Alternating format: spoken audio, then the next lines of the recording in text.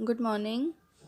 Today we'll do the next topic of chapter number 21, that is physical and chemical change or reversible and irreversible change. When a change can be undone, it is known as reversible change. जब हम change को reverse कर सकते हैं तो उसको reversible change कहते हैं। जैसे कि आपने आइस निकाली फ्रिज में से, ठीक है, मेल्ट हो जाएगी वो, वापस आपने उसे फ्रीज़र में रख दिया, वो दोबारा कन्वर्ट हो जाएगी आइस में। सो ये चेंज आपने क्या किया, रिवर्स कर दिया। यानी कि हमने सॉलिड से लिक्विड में कन्वर्ट किया था, तो लिक्विड से हमने दोबारा सॉलिड में कन्वर्ट कर लिया। सो इन चेंजेस को हम कहते हैं reversible changes. The changes in which we cannot get back the original substance are called irreversible changes. वो चेंजेस जिनमें हमें जो हमारा ओरिजिनल सब्सटेंस है वो वापस नहीं मिलता है, उसको हम इरिवर्सिबल चेंज कहते हैं। जैसे कि यू टुक अ पेपर, ठीक है, वी बर्न इट, हमने उस पेपर को जला दिया। When we burn paper we cannot get the paper back from ash. जो राख है उससे हम वापस पेपर नहीं बना सकते। So this type of change is irreversible, ठीक है। सो अगर आपने पेपर लिया, आपने पेपर को फोल्ड किया, so this was a reversible change. आपने पेपर का पेपर प्लेन बना लिया, तो आप उसको खोल सकते हो, तो वापस आपको आपका पेपर अवेलेबल हो जाएगा, मिल जाएगा। सो वो चेंज होगा हमारा reversible, where we can reverse the change, where we can get back the original substance. Okay, and the changes in which we are not able to get the original substance, those changes are called irreversible, जैसे कि burning of paper. Now physical and chemical change, the change where the chemical composition of the substance completely changes are known as chemical change.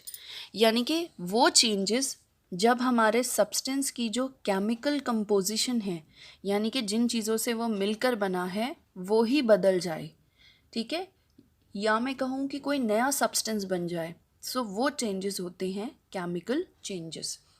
The composition of ash is different from paper. It is entirely new substance, whereas during physical change only physical state of matter changes. No new substance are formed. अब physical और chemical changes में क्या होता है? In physical change only the physical state get changed. यानी कि जैसे कि हमने पानी का एग्जाम्पल लिया था, when it was ice वो तब भी पानी था, when it was converted into liquid वो तब भी पानी है, और अगर हम वेपर में चेंज कर देंगे तो भी वो वाटर वेपर ही रहेंगी। केमिकल्स चेंजेस में क्या होता है, एक नया सब्सटेंस बनता है। आपने पेपर लिया, आपने पेपर को फोल्ड कर दिया, ठीक है, फोल्ड करने के बाद भी वो पेपर है, no new substance is formed, so that change is physical change. लेकिन जब आपने पेपर को बर्न कर दिया तो आपके पास ऐश आ गई, सारी राख आ गई। जो राख है, जो ऐश है, that is a new substance from paper, so that change is chemical change. I give you another example. You took milk, ठीक है, वेदर यू कंज्यूम इट और हॉट और कोल्ड, आपने दूध गर्म पिया या ठंडा पिया, वो रहा मिल्क ही।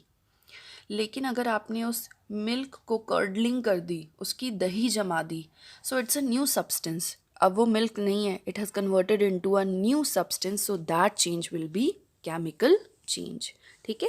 आपने दूध को गर्म करके पिया, इट विल रिमेन मिल्क, ठंडा करके पिया, इट विल रिमेन मिल्क, उसमें शुगर ऐड कर दिया पर वो है तो दूध ही, उसकी मिठास बढ़ गई है, ठीक है, उसमें कुछ फ्लेवर ऐड कर दिया आपने, लेकिन है तो वो दूध ही। लेकिन जब हम उस दूध से दही बना देते हैं या कुछ और बना लेते हैं तो वो नया सब्सटेंस बन जाता है। सो वो चेंजेस होते हैं हमारे chemical changes. Now soluble and insoluble substance. Soluble and insoluble substance. When we prepare laminate, the salt completely dissolve in water. Substance which dissolve completely in another substance are called soluble substance. जब हम laminate बनाते हैं, नींबू पानी बनाते हैं, तो जो हमारा सॉल्ट है वो पानी में पूरी तरीके से घुल जाता है। तो जब एक सब्सटेंस डिज़ोल्व होना होता है, घुल जाना, जब एक सब्सटेंस दूसरे सब्सटेंस में घुल जाता है तो हम उसे कहते हैं वो सॉल्युबल है। Substance which do not dissolve in water are called insoluble substance. और जो सब्सटेंस, जो चीज़ें पानी में नहीं घुलती, उनको हम इनसॉल्युबल सब्सटेंस कहते हैं। Salt is soluble in water and sand is insoluble in water. हम नमक को पानी में डालेंगे, वो पूरी तरीके से घुल जाता है तो वो सॉल्युबल है। जब हम सैंड को यानी कि रेत को डालेंगे तो वो पानी में नहीं घुलती, so that is insoluble in water.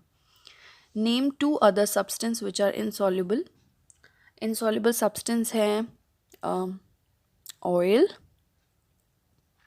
Would, metal, ठीक है। तो ये सारी चीज़ें क्या हैं, हमारी पानी में डिज़ोल्व नहीं होती। Sugar and salt they are soluble in water, कि जब हम इन्हें पानी में घोलते हैं तो ये पूरी तरीके से घुल जाते हैं। The substance which dissolves is called solute. जो चीज़ें घुल जाती हैं, जो चीज़ घुल गई है वो होती है सॉल्यूट, और जो उसे घोल देता है वो होता है सॉल्वेंट। और जब सॉल्यूट और सॉल्वेंट को मिलाया जाता है so we get a solution. आपने पानी में शुगर को मिक्स किया, so sugar is solute, water is solvent and the resultant is a solution. Okay, I hope you get it now.